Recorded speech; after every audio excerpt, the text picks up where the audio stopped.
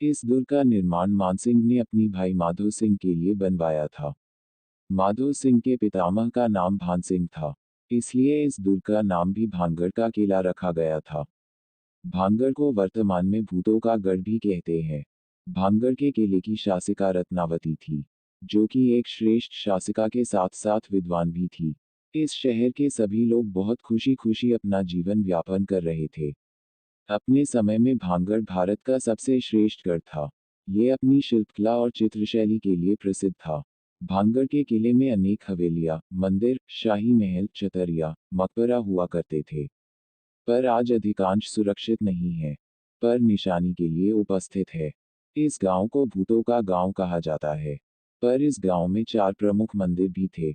देवताओं के 4 मंदिरों गोपीनाथ, सोमेश्वर, केशवराय एवं मंगला देवी में से 2 आज भी सुरक्षित है। इस किले में एक विशाल मकबरा भी बनी हुई है, और सभी घर और अधिकांश मंदिर आज खंडर बन चुके हैं। भानगढ़ किले। राजस्थान अपने ऐतिहासिक स्थलों के लिए विख्यात राज्य है। यहाँ जगह जगह पर बड़े बड़े तथा भव्य किले बनाए गए हैं, जिसमें एक नाम भानगढ़ का भी आता है। ये किला एक आज खौफनाक किला बन गया है। इस किले में रात के समय में अंदर प्रवेश निषेध किया गया है। भानगढ़ का किला आखिर किन कारणों और किस घटनाओं के बाद इतना डरावना बन गया? क्या है इसकी प्रचलित मान्यताएं? क्यों आज भानगढ़ का गांव खाली है? इसके पीछे कई कहानियां प्रचलित है, जो हम आपके समक्ष प्रस्तुत कर रहे हैं। राजस्थान के अलवर जिले में स्थित एक गांव जिसका नाम भानगढ़ है। इस गांव का नाम भानगढ़ इसलिए रखा गया क्योंकि इस गांव में भानगढ़ का किला है। ये किला अरावली की दुर्गम पहाड़ियों के बीच बनाया गया है। भानगढ़ की शासिका रत्नावती थी, जो कि एक श्रेष्ठ शासिका थी। ये शासिका के साथ साथ एक विद्वान भी थी। भानगढ़ में लगभग 1000 घर थे। सभी लोग शांति से अपना जीवन व्यापन कर रहे थे। इस गांव को उस समय का सबसे शांत गांव माना जाता था। इस गांव में एक आघोरी साधु भी रहता था, जो कि काले जादू, टोने टोटके आदि अनेक विधियों जनता था।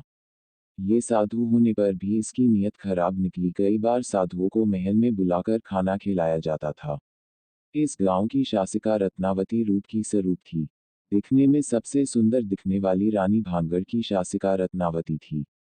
ये हमेशा बड़ों का आदर करती तथा सभी गांव के लोगों की सहायता करती थी, जिससे सभी लोग बहुत खुश थे। प्रत्येक व्यक्ति की कुछ खासियत तो कुछ कमजोरियां भी छुपी होती है। रानी रत्नावती इत्र के बिना कुछ समय भी नहीं रह पाती थी। इत्र को अपना जीवन साथी मानती थी। इस गांव के एक साधु को रानी रत्नावती से प्रेम हो गया था।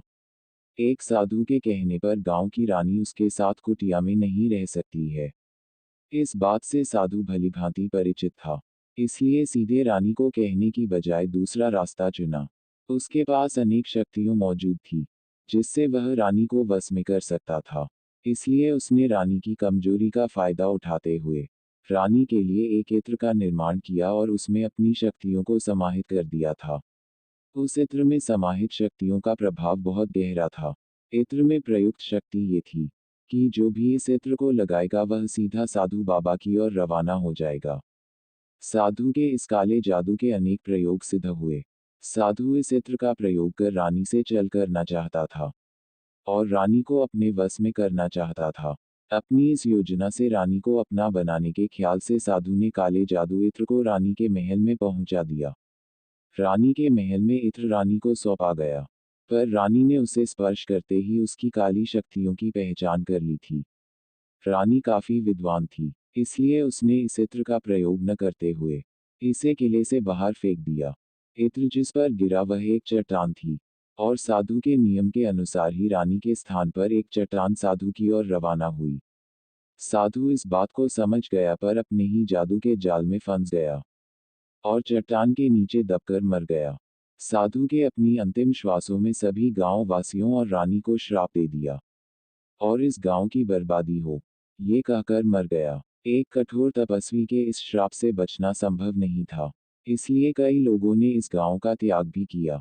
साधु की मौत के कुछ महीनों बाद साधु के श्राप की शुरुआत होती है, और भानगढ़ किले पर मुगलों द्वारा हमला बोला जाता है। इस हमले में 1000 से अधिक लोग किले के नीचे दबकर मर गए, तथा शेष गांव के लोगों को भी मार दिया गया था। मुगलों ने इस किले पर अधिकार कर लेने के बाद मुगलों पर अनेक आक्रमण हुए तथा हर रोज आंतरिक मामलों से लोगों की जान जाने लगी।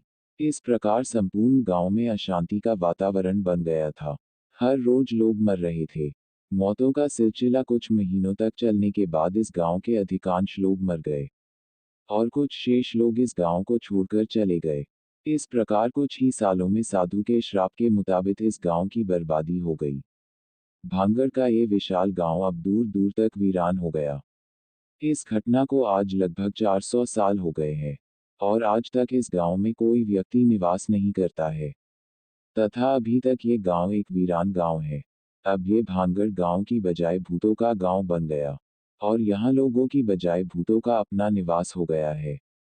अब ये गांव ध्वंस हो गया है और भांगड़ का किला केवल एक पर्यटन स्थल ही रह गया है। आज इस किले को भारत का सबसे डरावना किला माना जाता है। भांगड़ का इतिहास, हिस्ट्री ऑफ भांगड़ इन हिंदी। भांगड़ का किला वर्तमान में भारत के मुख्य पर्यटन स्थलों में से एक है। ये स्थल राजस्थान के अलवर जिले में स्थित है। इस किला का निर्माण माधो सिंह से 1573 को करवाया था। माधो सिंह ने इस किले का नाम अपने दादाजी भाग सिंह के नाम पर रखा। इस किले का निर्माण सुरक्षा के उद्देश्य से किया गया था। इसी कारण इस किले को अरावली की पहाड़ियों के मध्य बनाया गया था। इस किले में धन संपदा भी रखी जाती थी। इस किले का आकार बड़ा होने के कारण इस किले में 10,000 लोग रह सकते थे। इस किले में की बर्बादी श्राप के कारण शुरू हुई और इसके बाद भूतों का घर कहलाया। ये किला भले की भूतों का घर कहलाता हो पर इस किले में अनेक मंदिर बने हुए हैं। इस किले के प्रवेश द्वार पर हनुमान जी का मंदिर है तथा इसके भीतर शिव जी तथा विष्णु के मंदिर है। भांगड़ का किला का रहस्य, मिस्ट्री ऑफ भांगड़ फोर्ट इन हिंदी। इस किले के रहस्य को जानने के लिए कई लोगों और वैज्ञानिकों ने अपने प्रयास किए हैं पर आज तक इस किले के रहस्य का कोई प्रमाण हासिल नहीं कर पाया है। इस किले में रात के समय यात्रा वर्जित की गई है। कहा जाता है कि इस किले में रात को जो भी अकेला गया वह वापस लौटकर नहीं आ पाया और ये बात सच भी है क्योंकि इस किले में आज भी अनेक कंकाल नजर आते हैं। इस किले में कई बार भारत की बड़ी बड़ी न्यूज़ एजेंसी की टीम यहां पर पहुंच चुकी है पर किसी को कोई ठोस सबूत नहीं मिला है। माना जाता है कि रात के समय में इस किले में वही पुराना समय वापस आता है। वही रानी पद्मावती तथा वही सैनिक और गांव के लोग रात के समय में इस किले में निवास करते हैं और कई बार इस किले से शोरगुल की आवाज भी सुनाई देती है। इस किले में प्रवेश करने वाला इस घटना को देख नहीं सकता पर वह महसूस करता है और ये काफी हद तक सही भी है। पर रहस्य की बात यह है कि इस किले का पुराना दर्शन करने वाला व्यक्ति भी उन लोगों के साथ शामिल हो जाता है